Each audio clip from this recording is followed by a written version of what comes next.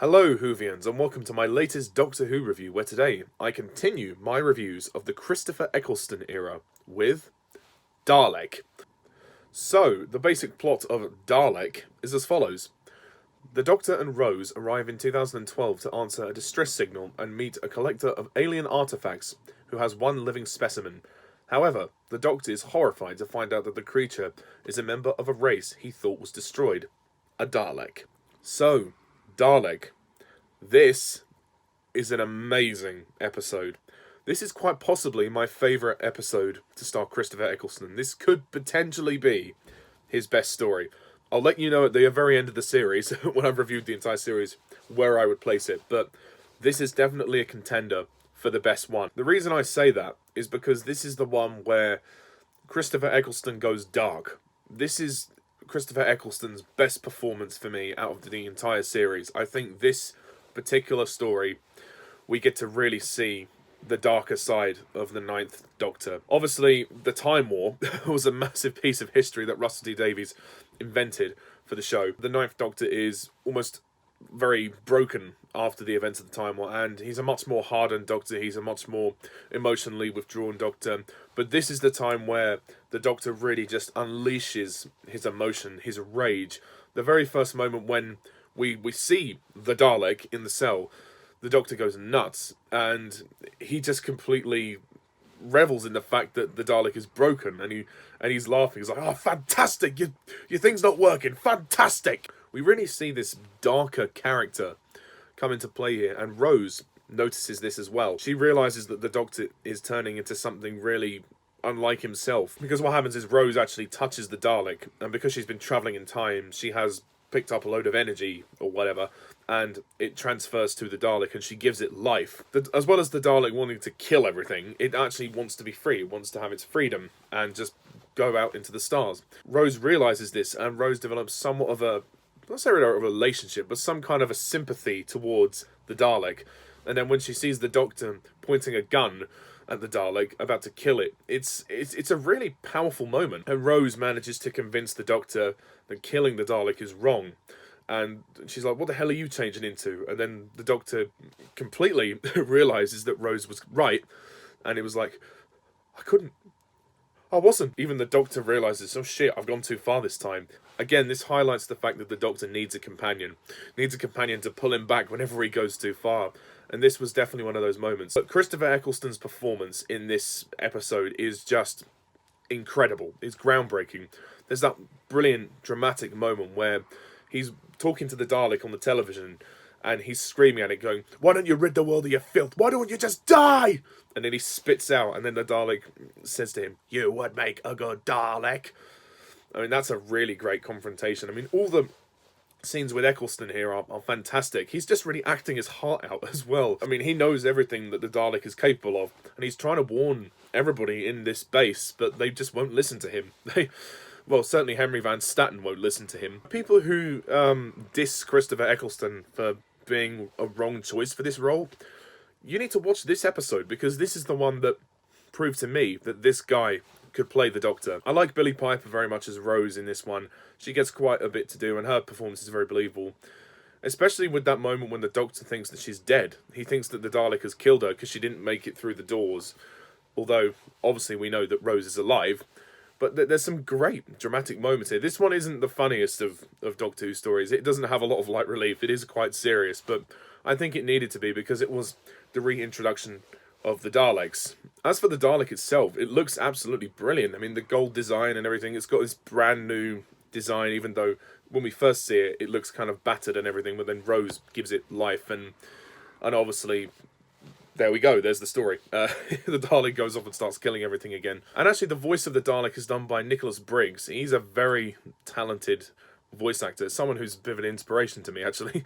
I actually met the guy. I kind of briefly met the guy. I went to a Doctor Who convention a while back, and I got like a signed picture with one of the visual effects people, and Nicholas Briggs was there. I didn't say much to him, but it was nice to see him, and yeah, he's a very nice man. He really is. Anyway, back to the story. Also, Henry Van Statten is an interesting character. He's quite a bastard.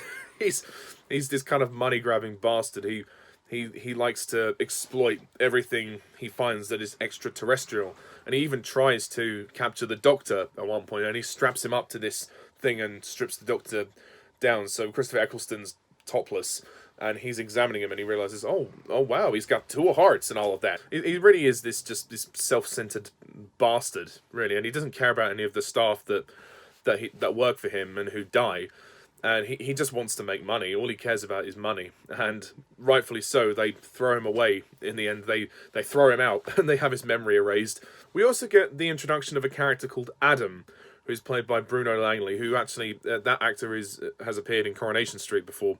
And he will appear in the next episode, The Long Game. He's a sort of a brief companion, I guess you could say, because he comes on the next adventure as well. But he's a pretty decent character in this one. He doesn't seem to really do very much. In this, I don't get the point of his character. He talks to Rose for most of the episode, but he's just this guy that works for Henry Van Statten, and yeah, he comes along in the next adventure where he gets a bit more to do. But we'll talk more about Adam in the next review. I like the set. It's pretty good. It's not the best set of the series, but it works, because it's just an underground base in America. But I do like the museum set. At the very beginning, we do see like an old Cyberman head in a glass case, which was a nice reference. There's a few little references at the very beginning, which I quite enjoyed. I think the action sequences are incredibly thrilling, and it's interesting how now the Daleks can fly. They can levitate now, which had been an age-old problem for the classic series, where the Daleks couldn't really go up any steps.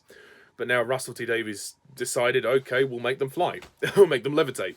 So okay, I have no issue with that, and that's fine by me. And it certainly is a thrilling ride. The chase is definitely on, and as the situation grows much more desperate, you can see the Doctor just really struggling to keep it together, and especially when he thinks Rose is dead. And of course he does reunite with Rose, and he sees her again. But it is interesting how, in this one, never has the Doctor felt more desperate for things to work out than ever before. And you see Eccleston's Doctor really pushed to the very limit, I guess you could say, because of his hatred towards the Daleks. You can just see that through his performance. Again, his performance is just superb. You just completely understand and see the hatred booming off his face and in his words and everything. And yeah, whilst trying to play the hero and save the day as well. I also like the character of Diana Goddard. I think she's a good character. She's like a sort of PA, personal secretary to Van Statten. She's a good character too. The music by Murray Gold is very good. The soundtrack is pretty epic for this one. And the climax is actually quite emotive. It's very powerful when the Dalek decides to kill itself. It manages to see the sunlight and breathe the fresh air for once. And when we open the Dalek's case, we see this sort of pathetic little creature. But it's actually rather sweet when you think about it. And Rose really sympathizes with it and you know, says, yeah, well, you know, you just wanted the freedom. And I guess the Dalek as well is in a way mirroring the Doctor, in the sense that the Dalek itself finally feels some emotion for the first time. What they do is they establish that when Rose touches the Dalek, there's elements of emotion that go into the Dalek, because the Dalek is mutating, and a Dalek is not known for being emotional or anything like that. It's just a robot that kills everyone. So I like the idea that they added that Rose gave it life and gave it some kind of an emotional core. And in the end, the Dalek can't live with that because it's confused with what it's meant to do, its purpose in life, and it doesn't really know how to live. So it's actually kind of sad when you see it blow itself up. So I actually really think the writing for this episode is really, really good. And actually, in this occasion, it's almost like it's flipped, like the roles are reversed. Like the Doctor is almost the bad guy in this one, and the Dalek is almost the victim here. Even though the Dalek has killed people, it's confused and it's scared. It doesn't really know what to do. So quite simply, this episode is incredible. I love Dalek, and I think this could potentially be Christopher Eccleston's best story. I don't know whether it is. I'll have to wait and see. But as for my final rating, well, you guessed it. I'm going to give this one a 10 out of 10.